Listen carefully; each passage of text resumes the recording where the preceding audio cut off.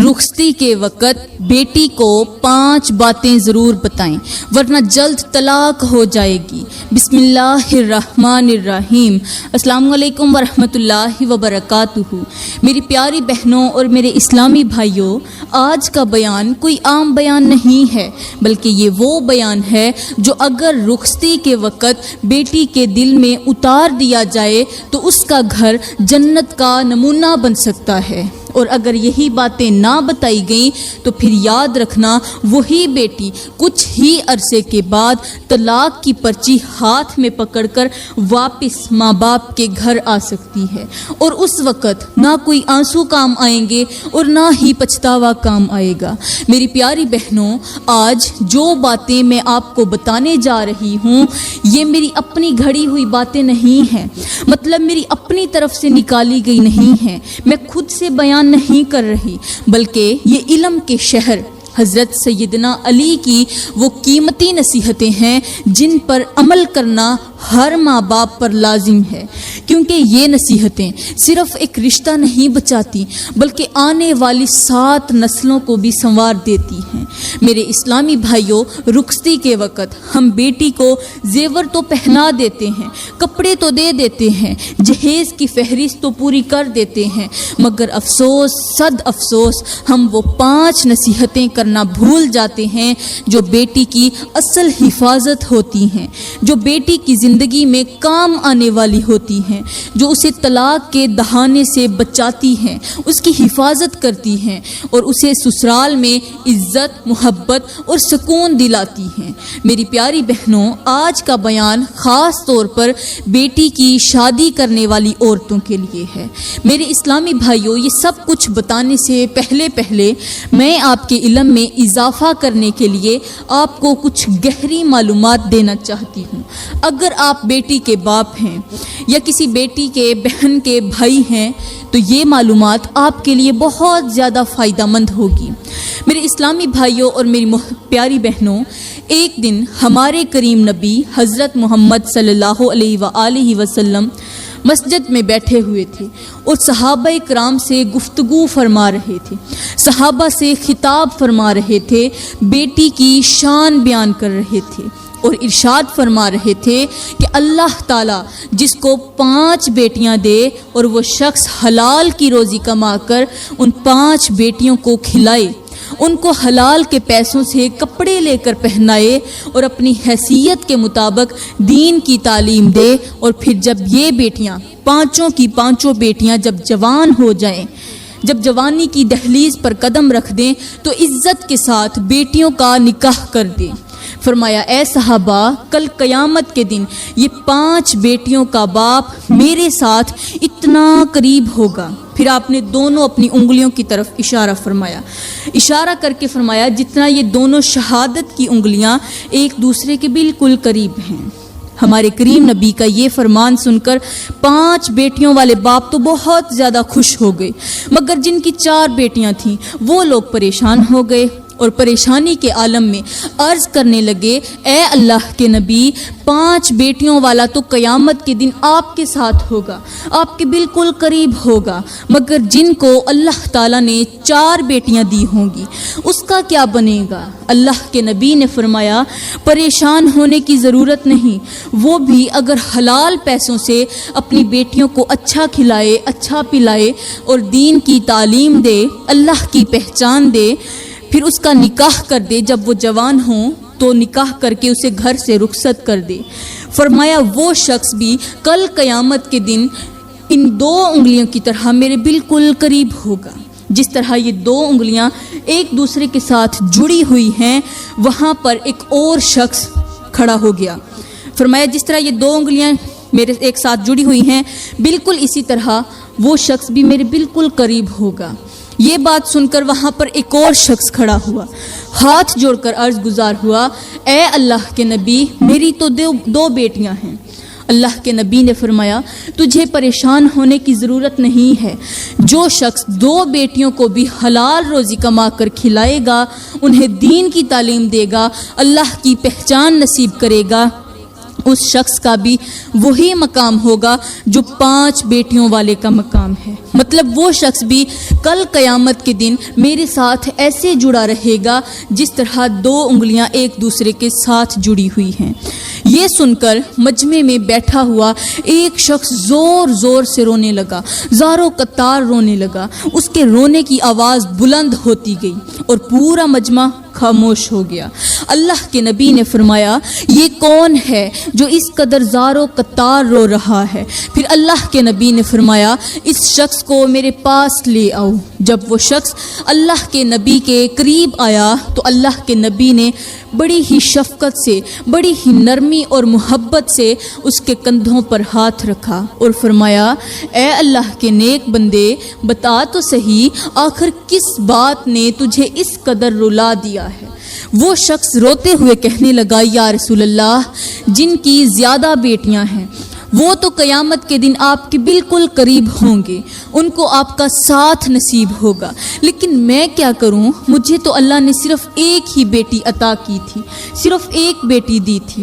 میں نے اسی ایک بیٹی کو پالا پوسا، اس کی بہت زیادہ دیکھ بھال کی، حلال رزق کما کر اسے کھلایا، اسے دین کی تعلیم دی، قرآن سکھایا، اور آج وہ بیٹی جوان ہو چکی ہے اور جلد ہی میں اس کا نکاح کرنے والا ہوں۔ تو یا رسول اللہ، میری تو صرف ایک بیٹی ہے، میرا کیا بنے گا؟ اللہ کے نبی نے اس کا حوصلہ بلند کرتے ہوئے، اس کی پریشانی کو ختم کرتے ہوئے فرمایا، تو بھی پریشان نہ ہو، آج تیرے ساتھ ساتھ میں اپنی پوری امت کو ایک عظیم تحفہ دیتا ہوں، خاص طور پر ان لوگوں کو جن کی صرف ایک بیٹی ہوگی۔ وہ تحفہ یہ ہے کہ جس شخص کی صرف ایک بیٹی ہوگی اور وہ اس کے ساتھ انصاف کرے گا، حلال کمائے گا، پھر اسے کھلائے گا، دین سکھائے گا، عزت کے ساتھ اس کا نکاح کرے گا، وہ بھی کل قیامت کے دن میرے ساتھ بالکل اسی طرح ملا ہوا ہوگا، اس طرح جڑا ہوا ہوگا جس طرح شہادت کی انگلی دوسری انگلی کے بالکل ساتھ جڑی ہوئی ہے۔ یعنی اس کا مقام بھی 5 بیٹیوں کے باپ کے برابر ہی ہوگا۔ اتنا بڑا تحفہ لینے کے بعد وہ شخص اس قدر خوش ہوا کہ مجمع میں بیٹھے لوگوں کو یوں لگا جیسے یہ شخص خوشی سے پاگل ہو جائے گا۔ اس کے چہرے پر مسکراہٹ تھی، آنکھوں میں آنسو تھے، دل شکر سے لبریز تھا اور زبان پر اللہ کا شکر تھا۔ تو میرے اسلامی بھائیوں، یہ تحفہ صرف اسی ایک شخص کے لیے نہیں تھا بلکہ ہم سب کے لیے بھی تھا۔ یہ میرے نبی کی طرف سے پوری امت کے لیے ایک ایسا انمول پیغام تھا جو دلوں کو ہلا دینے والا ہے، سوچوں کو بدل دینے والا اور نیتوں کی اصلاح کرنے والا ہے۔ آج میرے معاشرے کا حال یہ ہے کہ جب کسی کے گھر میں بیٹی پیدا ہوتی ہے، بیٹی جنم لیتی ہے، تو بیٹی کا باپ فوراً پریشانی میں مبتلا ہو جاتا ہے۔ چلو ایک بیٹی پر تو خوشی منا ہی لیتے ہیں، ایک بیٹی ہوئی تو بہت خوش ہوتے ہیں، لیکن جب دوسری اور پھر تیسری بیٹی پیدا ہو جائے تو معاشرے کے لوگ اسے جینے نہیں دیتے۔ وہ کہتے ہیں یہ 3 بیٹیوں کا باپ ہے، پتہ نہیں ان کو کیسے کھلائے گا، کیسے پلائے گا، کیا یہ چوری کرنے پر مجبور تو نہیں ہو جائے گا، کیا یہ انہیں حرام تو نہیں کھلائے گا۔ یہ جملے، یہ تانے، یہ زہر آلود باتیں اس شخص کے دل کو اندر ہی اندر توڑ دیتی ہیں اور اس کے حوصلے کو چکنا چور کر دیتی ہیں۔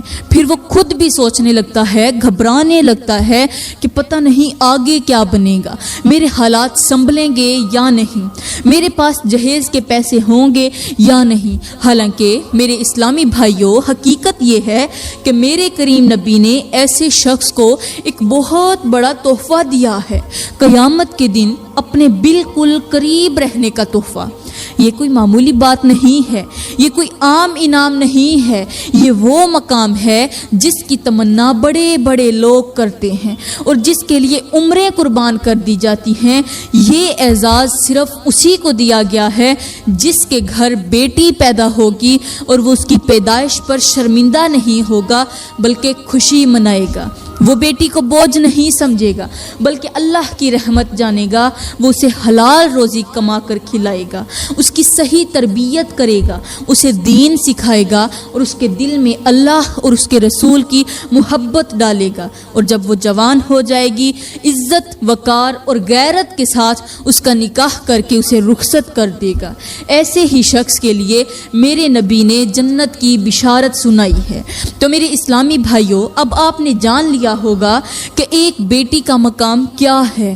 اب ہم بات کرتے ہیں اس نازک مرحلے کی کہ جب بیٹی کو پال پوس کر جوان کر لیا جائے، پھر جوان ہونے کے بعد جب اسے نکاح کے بندھن میں باندھ کر رخصت کرنے لگیں تو رخصتی کے وقت اسے ایسی کون سی 5 باتیں بتانی چاہیے جو اس کی پوری زندگی سنوار دیں، جن کی وجہ سے وہ اپنے سسرال میں عزت پائے، سکون سے رہے اور اس کا گھر بربادی سے محفوظ رہے۔ ورنہ میرے اسلامی بھائیوں، آپ نے آج کے معاشرے میں دیکھا تو ہوگا، جیسے ہی بیٹی کی شادی ہوتی ہے چند ہی دنوں میں گھر میں لڑائی جھگڑے شروع ہو جاتے ہیں، نئی نویلی بہو کو تانے دیے جاتے ہیں، دل دکھایا جاتا ہے، اور ابھی چند مہینے پورے نہیں ہوتے کہ بات طلاق تک پہنچ جاتی ہے۔ پھر وہی بیٹی طلاق لے کر اپنے ماں باپ کے گھر واپس آ جاتی ہے، اور افسوس یہ ہے کہ وہی بیٹی جس کی وجہ سے باپ کا مقام اللہ کے ہاں اتنا بلند تھا کہ میرے کریم نبی نے فرمایا کہ وہ شخص جنت میں بالکل میرے قریب ہوگا، اسی بیٹی کی وجہ سے معاشرے کے لوگ باپ کو تانے لینے لگتے ہیں، تانے دیتے ہیں۔ جب باپ گھر سے باہر نکلتا ہے تو اسے یہ سننا پڑتا ہے کہ یہ وہی شخص ہے جس کی بیٹی شادی کے کچھ ہی عرصے بعد طلاق لے کر گھر آ گئی ہے۔ میرے اسلامی بھائیوں، اگر تم اس ذلت سے، اس تکلیف سے بچنا چاہتے ہو تو خدا را آج کا بیان مکمل سن کر جانا، کیونکہ اب میں بتانے والی ہوں وہ 5 باتیں جو اگر رخصتی کے وقت بیٹی کو سمجھا دی جائیں تو اس کا گھر جنت بن جاتا ہے اور اس کی زندگی سنور جاتی ہے۔ میری پیاری بہنوں، اب ہم بات کرتے ہیں رخصتی کے وقت بیٹی کو بولی جانے والی پہلی بات کی، اور وہ ہے ہر حال میں اپنے شوہر کی نوکری ضرور کرنا۔ یعنی اپنی بیٹی کو رخصت کرتے وقت یہ کہنا کہ اے میری بیٹی، ہر حال میں اپنے شوہر کی نوکری ضرور کرنا۔ میرے اسلامی بھائیوں، آج ہر ایک باپ کو چاہیے کہ رخصتی کے وقت بیٹی کو یہ جملہ ضرور بولے کہ اے میری بیٹی، کچھ بھی ہو جائے تیرا شوہر تیرا مجازی خدا ہے، اس کی ہر حال میں تابع داری کرنی ہے، اس کی ہر حال میں نوکری کرنی ہے، کیونکہ اب تیرا شوہر ہی ہے جس نے تجھے کھلانے پلانے اور آگے کی زندگی میں پالنے کی ذمہ داری لی ہے۔ میرے اسلامی بھائیوں، یہاں پر میں تمہیں ایک چھوٹا سا واقعہ سنانا ضروری سمجھوں گی۔ کہتے ہیں کہ ایک امیر ترین شخص تھا جس کے پاس پیسوں کی ریل پیل تھی، دولت کے انبار تھے۔ اس کی ایک بیٹی تھی، وہ اپنی بیٹی سے بے حد محبت کرتا تھا اور اسے بہت ہی ناز و نام میں پالتا تھا۔ اس نے بڑے ہی نازوں سے پالا۔ جس دن بیٹی کی شادی ہوئی اور جب وہ بیٹی رخصت ہونے لگی، یعنی وہ شخص جب اپنی بیٹی کو رخصت کرنے لگا تو اس مالدار شخص نے بیٹی کو اچھی نصیحتیں کرنے کی بجائے یہ کہا کہ اے میری بیٹی، کسی بھی معاملے میں ذرا بھی پریشان نہیں ہونا، تیرا باپ زندہ ہے، ذرا سی بھی پریشانی آئے تو مجھے ضرور بتانا، میں سب سنبھال لوں گا، میرے پاس کسی چیز کی کمی نہیں ہے۔ یہ کہتے ہوئے اس نے بیٹی کو رخصت کر دیا۔ ابھی 5 دن ہی گزرے تھے کہ بیٹی کی اپنے سسرال میں تلخ کلامی شروع ہو گئی، روزانہ لڑائی جھگڑا ہونے لگا۔ بیٹی نے باپ کی دی ہوئی نصیحت پر عمل کرتے ہوئے سب کے سامنے اپنی زبان چلانا شروع کر دی، بات بات پر یہی کہتی کہ میرا باپ زندہ ہے، وہ سب سنبھال لے گا اور تم سب کو بتا دے گا کہ تمہاری حیثیت کیا ہے۔ آخر کار 10 دن بھی پورے نہ ہوئے کہ بیٹی طلاق کی پرچی ہاتھ میں پکڑ کر باپ کے گھر آ گئی۔ بیٹی کے ہاتھ میں طلاق کی پرچی دیکھ کر باپ تڑپ اٹھا مگر کچھ کر نہ سکا۔ کچھ عرصے کے بعد بیٹی کا دوسری جگہ رشتہ طے ہوا۔ اس بار باپ نے کوئی خاص نصیحت نہ کی اور بیٹی کو رخصت کر دیا۔ بیٹی سسرال کے گھر گئی۔ 2 دن تو بڑے ہی اچھے گزرے۔ اب تیسرے دن باتوں باتوں پر تلخ کلامی شروع ہو گئی، کیونکہ اسے یہی یاد تھا کہ میرے باپ نے کہا تھا میں زندہ ہوں، مر نہیں گیا، میں سب سنبھال لوں گا۔ ساس سسر کے ساتھ بدتمیزی کرنا اب اس کا معمول بن گیا اور شوہر کی بات نہ ماننا اس کی عادت بن گئی۔ یہ معاملہ بڑھتا گیا، لڑائی جھگڑا شدت اختیار کرتا گیا اور آخر کار 15 دن بھی نہ ہوئے کہ دوسری جگہ سے بھی یہ لڑکی طلاق کے کاغذات ہاتھ میں پکڑ کر باپ کے پاس پہنچ گئی۔ اس بار تو باپ اور زیادہ پریشان ہو گیا اور کہنے لگا کہ شاید نصیب میں یہی لکھا تھا۔ اب اس مالدار شخص کا ایک پرانا دوست تھا، مگر وہ بیچارہ غریب تھا۔ پہلے یہ شخص بھی غریب تھا، تب اس کا دوست تھا۔ جب امیر ہوا تو دوستی ختم ہو گئی۔ اتنا غریب تھا کہ اس نے اپنی بیٹی کی شادی کی تو اس کے پاس جہیز تک نہ تھا، مگر آج اس کی بیٹی کے 3 بچے تھے اور بیٹی کے سسرال والے اس سے بے حد خوش تھے۔ اس کی بیٹی کا گھر واقعی جنت کا ٹکڑا بنا ہوا تھا۔ مالدار شخص نے اپنے اس پرانے اور غریب دوست کو بلایا اور اسے اپنی بیٹی کی پوری کہانی سنائی کہ میری بیٹی کی 2 جگہوں سے طلاق ہو چکی ہے، بتاؤ میں کیا کروں، اور یہ بھی بتاؤ کہ تم نے ایسا کون سا کام کیا تھا کہ تیری بیٹی آج بھی اپنا گھر بسا رہی ہے۔ غریب شخص نے کہا، اے میرے دوست، میں تو غریب تھا، میرے پاس نہ پیسہ تھا، نہ دولت تھی، نہ جہیز کے پیسے، مگر جب میں نے اپنی بیٹی کی شادی کی تو اسے رخصت کرتے وقت میں نے اپنی بیٹی کو یہ کہا تھا کہ اے میری بیٹی، تیرا شوہر چاہے تجھ پر ناراض کیوں نہ ہو، تم دونوں کے درمیان اختلافات کیوں نہ ہو جائیں، میاں بیوی کے درمیان لڑائی جھگڑا ہو جانا کوئی بہت بڑی بات نہیں ہے، مگر اگر اختلاف ہو بھی جائے تو تو نے ادب نہیں چھوڑنا، شوہر کا احترام نہیں چھوڑنا، شوہر کے سامنے اونچی آواز میں بات نہیں کرنی، شوہر پر کبھی بھی غصہ نہیں کرنا، ہر حال میں اپنے شوہر کی نوکری کرنی ہے، شوہر کے جوتے خود صاف کرنے ہیں، شوہر کے کپڑے دھونے ہیں، کیونکہ آج سے تیری ذمہ داری میرے پاس نہیں رہی، آج سے تیری ذمہ داری تیرے شوہر کے پاس ہے، آج کے بعد وہی تجھے کھلائے گا، وہی تجھے پلائے گا، وہی تیری ہر جائز آرزو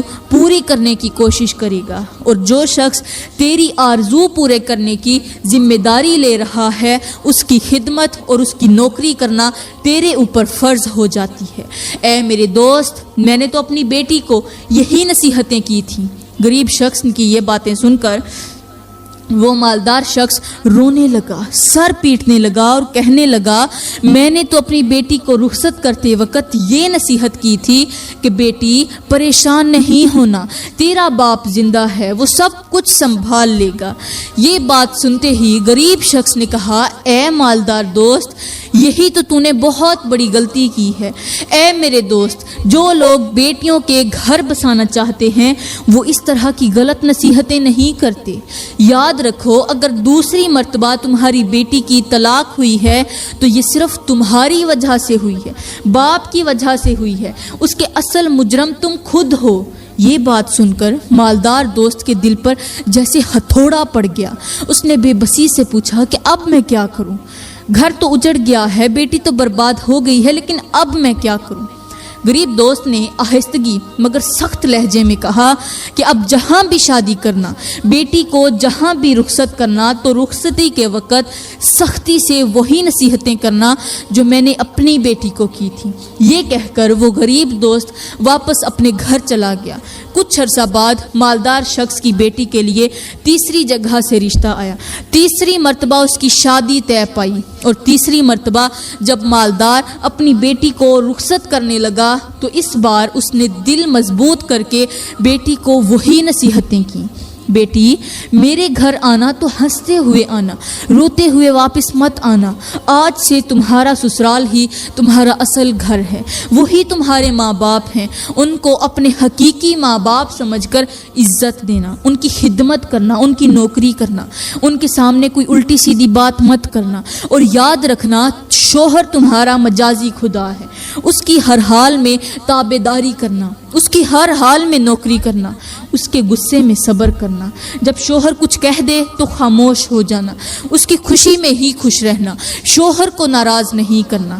باپ نے یہ بھی کہا کہ بیٹی اگر کوئی مشکل آئے تو صبر کو اپنا ہتھیار بنانا، زبان کو قابو میں رکھنا اور گھر کو بچانے کی ہر ممکن کوشش کرنا۔ مالدار کی یہ باتیں سن کر بیٹی نے سر جھکا کر اپنا سر ہلا دیا اور نم آنکھوں کے ساتھ کہا، انشاءاللہ اب میں ان باتوں پر ضرور عمل کروں گی۔ اس کے بعد 10 سال کا عرصہ گزر گیا، یعنی اس کی رخصتی ہوئی اور شادی کو 10 سال کا عرصہ گزر گیا، مگر کبھی بھی یہ خبر نہ آئی کہ بیٹی نے اپنی ساس سے بدتمیزی کی ہو، یا سسر سے اونچی آواز میں بات کی ہو، یا شوہر کی بے عزتی کی ہو۔ کبھی کوئی شکایت نہیں پہنچی، کیونکہ اچھی نصیحتوں کی جزا دیر سے ضرور ملتی ہے مگر ملتی ضرور ہے۔ اور جو باپ وقت پر بیٹی کو صحیح راستہ دکھا دے، اس کی بیٹی کا گھر بھی بچ جاتا ہے اور اس کی اپنی عزت بھی محفوظ رہتی ہے۔ تو میرے اسلامی بھائیوں، یہ تو ہو گئی پہلی بات۔ اب بات کرتے ہیں دوسری بات کی۔ بیٹی کی رخصتی کے وقت اسے دوسری بات یہ ضرور کہنا کہ اے میری بیٹی، لو میں تمہیں جہیز میں قرآن بھی دیتا ہوں، اس قرآن سے دوستی لگا لینا، اسے اپنے دل کا ساتھی بنانا، صبح و شام ضرور پڑھنا، کیونکہ قرآن وہ چراغ ہے جو اندھیری زندگی میں بھی راستہ دکھا دیتا ہے۔ اور بیٹی، جب زندگی میں کوئی پریشانی آئے، کوئی مصیبت دروازہ کھٹکھٹائے، دل گھبرا جائے تو مصلی پر بیٹھ جانا، ہاتھ اٹھا کر اللہ کو اپنے دکھڑے سنانا، آنسو اسی کے سامنے بہانا، اپنے زخم اسی کے حضور رکھنا، اپنے دکھڑے میرے دروازے پر لے کر مت آنا، کیونکہ باپ کا دروازہ محدود ہوتا ہے، میرا دروازہ صرف اس وقت تیرے لیے کھلا ہوگا جب تو خوشی خوشی میرے گھر آئے گی اور پھر خوشی خوشی اپنے سسرال چلی جائے گی۔ اللہ کا دروازہ کبھی بند نہیں ہوتا، میرا دروازہ بند ہو جائے گا جب تم دکھڑے لے کر آؤ گی، لیکن یہ دکھڑے سننے کے لیے اللہ کا دروازہ بند نہیں ہوگا۔ اور بیٹی، جب بھی میرے دروازے پر آنا، خوشی خوشی آنا، مسکراتے ہوئے آنا، شکووں کا بوجھ لے کر مت آنا، شوہر کی شکایتیں، ساس اور سسر کی غیبتیں دل میں بھر کر مت لانا، کیونکہ جو بیٹی قرآن کو تھام لیتی ہے وہ صبر بھی سیکھ لیتی ہے، برداشت بھی، اور اپنے گھر کو ٹوٹنے سے بچا لیتی ہے۔ میری پیاری بہن اور میرے اسلامی بھائیوں، یہ تو ہو گئی دوسری بات۔ اب بات کرتے ہیں تیسری بات کی، اور وہ ہے شوہر کے دل میں نفرت کرنے والی بات۔ نفرت پیدا کرنے والی بات کبھی مت کرنا۔ کوشش کرنا کہ جب بھی کوئی بات بولنی ہے تو سچ سمجھ کر بولنی ہے، سوچ سمجھ کر سچ بولنا اور سوچ سمجھ کر بولنا۔ تمہاری بات میں پیار ہونا چاہیے، محبت ہو، ایسا نرم لہجہ ہو جو شوہر کے دل میں اتر جائے۔ تمہارے بول شوہر کے دل میں تمہاری قدر اور محبت بڑھا دیں۔ کوئی ایسی بات مت کہنا جس سے شوہر غصے میں آ جائے اور تمہاری زبان کے لفظ شوہر کے دل میں نفرت کا بیج بو دیں۔ میرے اسلامی بھائیوں، یہاں پر میں تمہیں حضرت سیدنا عمر کا ایک سبق آموز واقعہ سناتی ہوں۔ کہتے ہیں کہ ایک شخص بڑی ہی دور سے سفر کر کے اپنی بیوی کی شکایت لے کر حضرت عمر کے گھر کی طرف چل پڑا، کیونکہ اس کی بیوی دن رات اسے پریشان کرتی تھی، اس کے مزاج میں سختی تھی، بات بات پر تلخ لہجہ تھا، اور وہ شخص اس بد مزاجی سے اس قدر عاجز آ چکا تھا کہ دل کا بوجھ ہلکا کرنے اور مسئلے کا حل نکالنے کے لیے حضرت عمر کے دروازے تک آ پہنچا۔ جب وہ حضرت عمر کے دروازے کے بالکل قریب پہنچا تو اچانک اس کے کانوں میں گھر کے اندر سے کچھ آوازیں سنائی دیں۔ اس نے غور سے سنا تو معلوم ہوا کہ حضرت عمر کی زوجہ سخت لہجے میں گفتگو کر رہی ہیں۔ الفاظ میں تلخی تھی، انداز میں سختی تھی، مگر حیرت کی بات یہ تھی کہ حضرت عمر بالکل خاموش کھڑے تھے، نہ غصہ، نہ جواب، نہ چیخ، بس صبر، بس خاموشی۔ باہر کھڑا وہ شخص یہ منظر دیکھ کر دل ہی دل میں سوچنے لگا اور کہنے لگا کہ حضرت سیدنا عمر، جو اپنی سختی، عدل اور جلال کی وجہ سے بہت مشہور ہیں، اگر ان کا حال یہ ہے تو پھر میرے جیسے کمزور آدمی کا کیا بنے گا؟ یہ سوچ کر وہ شخص واپس پلٹنے لگا۔ جیسے ہی وہ پلٹا، اتنے میں حضرت عمر گھر سے باہر تشریف لائے۔ جاتے ہوئے اس شخص کو دیکھا تو آواز دی، اے بندے رکو، بتاؤ کس کام کے لیے آئے تھے؟ وہ شخص وہیں پر رک گیا اور ادب سے عرض گزار ہوا کہ اے عمر، میں اپنی بیوی کی بد مزاجی سے تنگ آ کر آپ کے پاس آیا تھا، مگر جب میں نے سنا کہ آپ کی زوجہ بھی آپ سے اسی طرح سخت لہجے میں بات کر رہی ہیں اور آپ خاموشی سے سن رہے ہیں تو میں واپس پلٹ گیا اور دل میں یہی سوچا کہ جب عمر کا یہ حال ہے تو میرے حال کا کیا شکوہ۔ یہ سن کر حضرت عمر نہایت سکون سے مسکرائے اور فرمایا، اے میرے بھائی، مجھے ایک بات تو بتا، تیرے گھر سے نکل جانے کے بعد تیرے گھر کا خیال کون رکھتی ہے؟ اس شخص نے کہا، میری بیوی۔ فرمایا، اچھا یہ بتا، تیرے بچوں کے کپڑے کون پریس کرتی ہے، کون دھوتی ہے؟ تیرے جوتے صاف کون کرتا ہے؟ گرمی میں چولہے کے سامنے کھڑے ہو کر تمہارے لیے کھانا کون پکاتا ہے؟ اور سب سے پہلے کھانا کس کو ملتا ہے؟ اس شخص نے کہا، مجھے ملتا ہے اور یہ سارے کام میری بیوی کرتی ہے۔ حضرت عمر نے فرمایا، پھر سن، بیوی کے اندر اتنی بڑی بڑی خوبیاں ہوتی ہیں کہ گنی نہیں جاتی، اگر اس کے اندر ایک آدھ خامی آ بھی جائے تو کیا ہمیں صبر نہیں کرنا چاہیے؟ کیا لاکھوں خوبیوں پر پانی پھیر کر ایک خامی کو پکڑ لینا انصاف ہے؟ نہیں میرے بھائی، اگر تیری بیوی میں ایک کوتاہی ہے تو اس کے اندر لاکھوں خوبیاں بھی تو ہیں، لہٰذا جا ان خوبیوں کو یاد کر، ان پر نظر رکھ اور اس ایک خامی کو معاف کر دے۔ یہی عقل ہے، یہی دانائی ہے اور یہی گھر کو جنت بنانے کا راستہ ہے۔